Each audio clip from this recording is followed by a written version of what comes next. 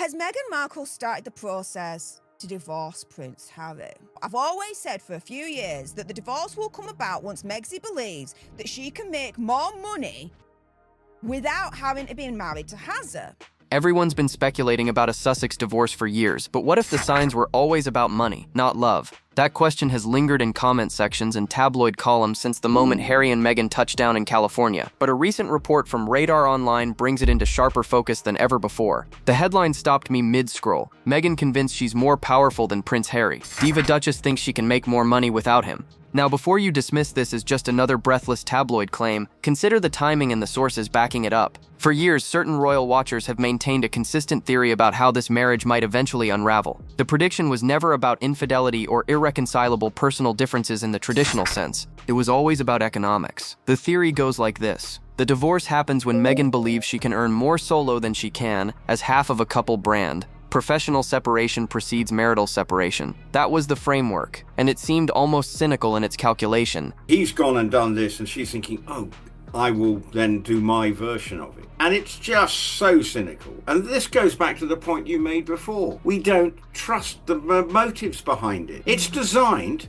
for her to make money telling us to buy her product. But here we are in 2026, and the evidence supporting this thesis keeps piling up like unpaid invoices on a Montecito kitchen counter. What makes this moment different from all the previous whispers is the specificity of what insiders are now claiming. We are not talking about vague assertions of marital tension or anonymous palace sources suggesting all is not well. We are talking about people close to the situation stating plainly that Meghan has made a calculation. She has looked at the numbers, assessed her personal brand value, and concluded that the math works better for her alone. The professional partnership that was supposed to generate hundreds of millions has instead generated headline after headline about failed deals and departed partners. Spotify walked away. Netflix downgraded their arrangement clearly. Reports suggest Penguin Random House may have quietly exited the relationship as well. The empire that Harry and Meghan were supposed to build together has not materialized, and someone appears to be preparing an exit strategy.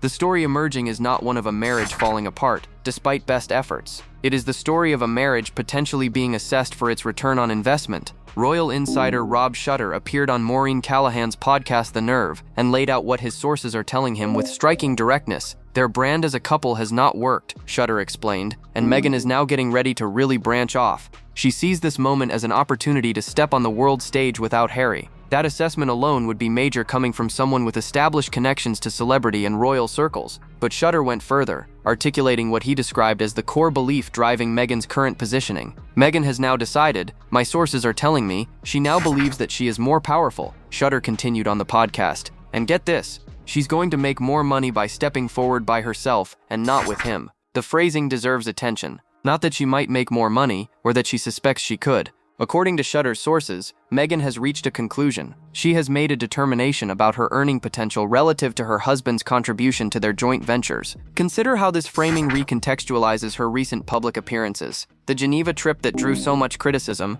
her increasingly visible solo outings while Harry remains behind, the photo dumps celebrating their anniversary that felt more like brand maintenance than genuine romantic expression. If you view these through the lens of someone testing the waters for an independent career, the pattern takes on different significance entirely. She is not simply attending events her husband could not make. She is building a portfolio of Meghan content that exists separate from the Sussex couple brand. The sources speaking to outlets like Radar Online paint a picture of someone who recognizes that a problem exists with their current arrangement. They suggest Meghan has identified Harry as part of that problem, though she has not quite arrived at the self-awareness to acknowledge her own contribution to their professional struggles. That assessment tracks with the public perception challenges both face. Their favorability ratings have cratered in the United Kingdom and fluctuated uncomfortably in the United States. But the response, according to these insiders, has not been reflection, it has been recalculation. What remains unclear is whether Harry understands the position he may find himself in. The man who walked away from his family, his country, and his role because he loved this woman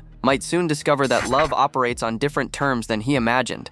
The financial pressures bearing down on the Montecito household provide core context for understanding why someone might start calculating exit strategies. A French documentary titled Harry and Meghan Royal Business brought in financial experts to estimate the actual cost of maintaining their California lifestyle. The numbers they produced should keep anyone awake at night, especially someone whose income streams are drying up faster than a Santa Barbara creek in August. When you factor in the security costs, the private education for 2 children, the staff required to run an estate of that size, the maintenance on a property that cost approximately $14 million, and the general lifestyle expectations of someone who lived in actual palaces, you arrive at figures that are simply unsustainable on a millionaire's income.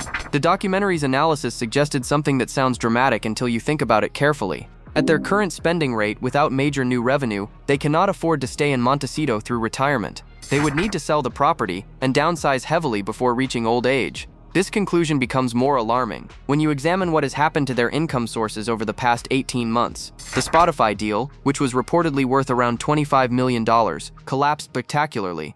The Netflix relationship has been restructured in ways that suggest clearly reduced compensation going forward. Their cooking show was not renewed. Polo generated minimal buzz. The Archetypes podcast ended without continuation. Penguin Random House, the publisher that signed them to a lucrative book deal when they first arrived in America, has reportedly stepped away from the relationship entirely. What is replacing this lost income? That question hangs over every As Ever product launch and every paid speaking engagement. One associate told Women and Home magazine with painful honesty that they don't have a choice at this point. They really need the money. Basically, they are slapping everything against the wall and seeing what sticks. The image this conjures is not one of strategic brand building. It is desperation dressed up in luxury packaging. The spending continues at a rate designed for billionaires, while the income has contracted to merely wealthy levels. That gap between outflow and inflow creates pressure. Pressure creates conflict. Conflict creates the conditions where someone might start wondering if they would be better off alone. January of this year delivered what might be the most embarrassing revelation in the entire As Ever saga, and the competition for that distinction is fierce. A website glitch exposed the actual inventory numbers for Meghan's lifestyle brand, and the figures were staggering in all the wrong ways. Tens of millions of dollars worth of unsold stock sitting in warehouses, waiting for customers who never materialized. The response from the Sussex camp was that this inventory had been pre-ordered in anticipation of international expansion. The products were ready, they explained, for a global rollout that would bring As Ever to markets beyond America. That explanation arrived approximately 5 months ago. The international expansion has not happened. No Australian launch despite registered trademarks there. No European debut despite the proximity afforded by that Geneva trip. No announcement of retail partnerships abroad. The stock sits. The money remains tied up in jars of spread that nobody seems to want. The Netflix headquarters situation exposed an even more uncomfortable truth about the brand's viability. According to Page 6, 2 storage rooms at the Icon Tower on the sprawling Netflix campus in Hollywood were packed with As Ever products that the streaming giant could not sell. Jars of jam, candles, wine, and those infamous flower petal sprinkles had been intended for whatever promotional purposes Netflix imagined. Instead, the items sat untouched until the company simply started giving them away to employees. A source provided the details that make the situation vivid. They're literally just giving it away to employees. One staffer walked out with 10 products for free. Think about what that means. A company that was supposed to be Meghan's primary investor and partner in As Ever had become so desperate to clear storage space that they were handing her products out like promotional pens at a trade show. This is not the behavior of a company that believes in a brand's future. Alison Boshoff, the Daily Mail's editor-at-large, spoke on the Palace Confidential podcast about what all of this failure suggests for the brand's survival. This year it's so different, Boshoff observed. This is the year when her brand has to really work, otherwise all wheels come off. The prediction that followed was stark. As Ever could shut down entirely by the end of 2026. Was Ever instead of As Ever, as one commentary wryly noted. The quality control issues plaguing As Ever would be concerning for any brand, but for one that positions itself as a luxury lifestyle product with premium pricing, they border on catastrophic. Customer photos have circulated across social media showing chocolates that arrived completely melted, transformed from artisanal treats into shapeless brown puddles by the time they reach their destination. For products commanding the prices Meghan charges, this represents more than an inconvenience. It suggests fundamental problems with the fulfillment operation. The candle situation proved equally embarrassing. Multiple reports emerged of customers receiving candles that arrived without wicks. A candle without a wick is not a candle. It is an expensive jar of scented wax with no functional purpose. Whether this resulted from manufacturing defects or shipping damage, the end result for customers remained the same. They paid premium prices for products that did not work as advertised. The wine offerings have received what can charitably be described as lukewarm reception from reviewers. Critics have suggested the bottles do not justify their price points, that customers could find comparable or superior options for clearly less money. For a brand built on the premise that Meghan's taste and curation justify a premium, these assessments undercut the entire value proposition. Then there is the jam situation, except it is not jam. Meghan cannot legally call her fruit product jam because, as experts explained when this revelation first emerged, it does not meet the technical definition. You only call it spread if you're unsuccessful at trying to make it jam in the first place, one food expert noted last year.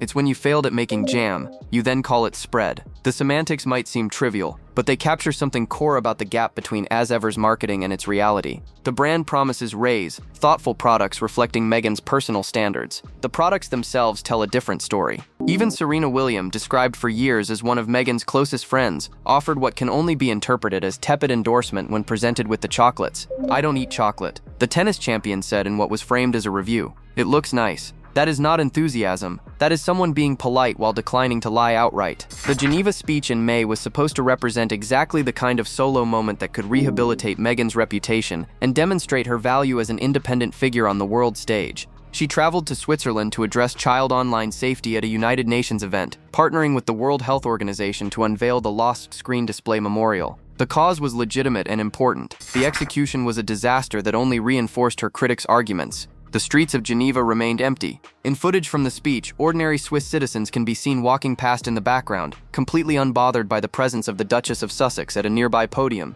No crowds gathered. No fans waited for glimpses of the woman who once drew thousands to her wedding procession. The Swiss, as one observer noted, are the most sensible, cool-headed people in the world. They also appeared to be utterly uninterested in anything Meghan had to say. The timing created an inescapable hypocrisy problem that every outlet covering the event felt compelled to address. The irony of Meghan to try to lecture us all about the dangers of social media. At the same time, she's posting pictures of Lilibet, her daughter, on social media. Just days before lecturing the world about protecting children from social media dangers, Meghan had posted photographs of her daughter Lilibet to her own social media accounts. She stood at a podium describing how difficult it was for adults to survive the bullying and predation of the online world, then asked how children could possibly cope, while her own children's images circulated on the very platform she was criticizing. The comparison to Catherine's recent trip to Italy landed with brutal force. When the Princess of Wales visited Italian cities, thousands lined the streets. People hung from windows hoping to catch a glimpse of her.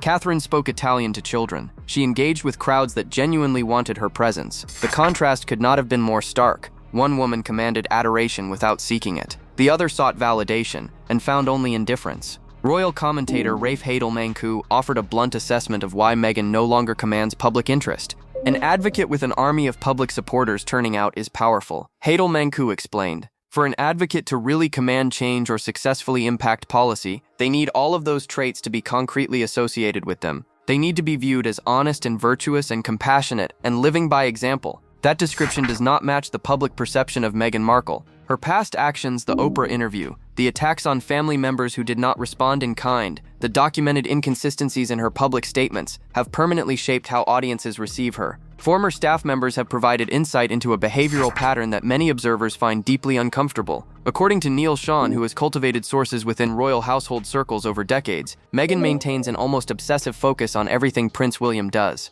She watches every visit, every speech, everything, including media appearances that have nothing to do with her. The scone incident provides the most recent and vivid illustration of this alleged fixation. During an interview with Heart Radio hosts Amanda Holden and Jamie Theakston, Prince William mentioned casually that his grandmother, the late Queen Elizabeth, preferred cream on her scone before adding jam. It was a throwaway moment in a fluffy morning show conversation, the kind of detail that humanizes a future king without revealing anything of genuine significance. Within 24 hours, Meghan had posted her own scone content to As Ever, offering her verdict on the great cream versus jam debate. The timing raised immediate questions. Was this coincidence, or was someone monitoring William's media appearances and responding in real time? Former staff members quoted by Sean suggest the latter explanation fits a documented pattern. When Catherine appeared making fairy cupcakes with baker Mary Berry, Meghan discovered edible flowers and petal decorations for baked goods. When Catherine took up beekeeping, Meghan developed an interest in beekeeping. The clothing choices echo Diana's wardrobe with suspicious frequency. Rupert Bell's assessment of the scone video captured the prevailing reaction among royal watchers. Cynical, he called it. Desperate. Commercially motivated mirroring designed to profit from her connection to a family she publicly rejected. The scone post appeared on As Ever's promotional channels after all. Every engagement drives traffic. Every view potentially converts to a sale. William mentions jam, and within a day, Meghan is promoting her spread. The question this pattern raises extends beyond mere imitation. Why does someone who walked away from the royal family, who has repeatedly criticized the institution and accused its members of terrible behavior, still orient her brand positioning around what the remaining royals do and say? The answer, commentators suggest, lies in the reality that her commercial value remains inextricably tied to her royal connection. Without that association, she is a former actress from a cancelled cable procedural. With it, she is the Duchess of Sussex, and that title still carries weight in certain markets. Women and Home magazine reported on something that illuminates the growing tension within the marriage itself. Harry reportedly wants to move to Montana. The quiet, the space, the distance from the California media ecosystem that has produced nothing but negative coverage, all of it apparently appeals to him. Montana offers what Montecito cannot: genuine privacy rather than the performed version. Room to breathe, escape from the constant scrutiny. Meghan, according to these reports, is wildly unhappy about this desire. She does not want Montana. She wants what California represents: proximity to Hollywood, access to media machinery, the possibility of the career she still believes awaits her. One associate parsed the situation with language that cuts to the heart of the matter. Different things is royal speak, for Harry wants peace, but Meghan wants headlines. The observation from Harry-Meghan Spare on social media extends this analysis to its logical conclusion. They are in two different spaces. If you read the headlines, you're right. He looks exhausted. She looks desperate to keep the narrative alive. The visual evidence supports this reading. Recent photographs of Harry show a man who appears worn down, aged beyond his years, tired in ways that go beyond physical fatigue. Meghan, by contrast, continues to project ambition, to pursue opportunities, to position herself for a solo career that may require shedding the weight of a husband the public has grown ambivalent toward. And when a couple starts publicly living separate brands, the social media account noted, the marriage alarm bells are usually already ringing behind the scenes, the professional divergence preceding the personal one, the theory that has circulated for years, now manifesting in real time. Charles Ray, the veteran royal correspondent, offered a prediction on Kinsey Schofield's podcast that carries the weight of someone who has watched these dynamics unfold across decades of coverage. "I don't believe she will set foot properly in this country in the near future," Ray stated flatly. His reasoning extended beyond logistics or security concerns to something more fundamental. She would get heckled in the streets. The Invictus Games present a concrete test of this assessment. Birmingham hosts the event in 2027, and Harry will certainly attend. The question of whether Meghan accompanies him has become a proxy for the health of their entire relationship. Early in the year, leaks suggested that Ravik, the body overseeing royal security arrangements, might reverse course and grant Harry automatic armed protection. That announcement was supposed to come within weeks, paving the way for a triumphant joint return. 6 months later, no such announcement has materialized. The doors that were supposedly opening remain firmly closed. Rafe Hadelmanku articulated the calculation that he believes governs Meghan's decision-making on matters like this. The question she'll be asking, of course, is, what's in this for me? What do I get out of coming to the UK? How do I look in all of this? The cost-benefit analysis runs through every choice. If the potential for negative reception outweighs the promotional opportunity, she will not appear. The causes and the events, and even the husband, become secondary to the personal brand management. The real reason we haven't seen Meghan in the UK isn't because of any security issues, Hadelmanku continued. It's because she's afraid of the booze. She's afraid, even more than no one showing up. She's afraid of being heckled in the streets. And of course, there's every reason to assume that would happen. That fear creates a prison of her own making. She cannot return to build British audiences because British audiences have turned against her. She cannot ignore British audiences because her value proposition depends on royal connection. The Invictus appearance would require facing crowds who remember what she said about the family Harry still loves. The calculation by her own apparent logic does not favor attendance. So where does all of this leave us? The financial pressure intensifies monthly as bills come due and revenue streams stay dry. The professional separation accelerates as Meghan pursues solo opportunities that distance her from the couple brand that failed to launch. The marriage, by multiple accounts, shows strain that observers suggest mirrors the professional dissolution. Harry wants one thing. Meghan wants something fundamentally different. The theoretical divorce that commentators predicted for years begins to look less theoretical with each passing news cycle. The experts who have tracked this story from the beginning remain divided only on timing, not trajectory. Some believe the formal announcement could come within the year if As Ever collapses and Meghan concludes that the Duchess title provides insufficient commercial lift without the inconvenience of an actual duke. Others suggest the unraveling will proceed more gradually, a slow separation of professional interests followed by the careful legal work of protecting assets accumulated during the marriage. What seems beyond reasonable dispute is that something fundamental has shifted. The couple who appeared on Oprah's stage proclaiming their love and their commitment to building something new together now appear to be pursuing separate paths towards separate futures. The sources speaking to reporters describe not a partnership under strain, but a partnership being actively dissolved from within. Is this the beginning of the end, or has the end already begun without anyone formally announcing it? The answer may depend on what Meghan believes about her earning potential. If the original theory holds, the divorce becomes official when she concludes she can make more money alone. That conclusion, according to multiple sources, has already been reached. What remains is simply the execution. The comment section is yours. Tell me where you stand and subscribe for the next update.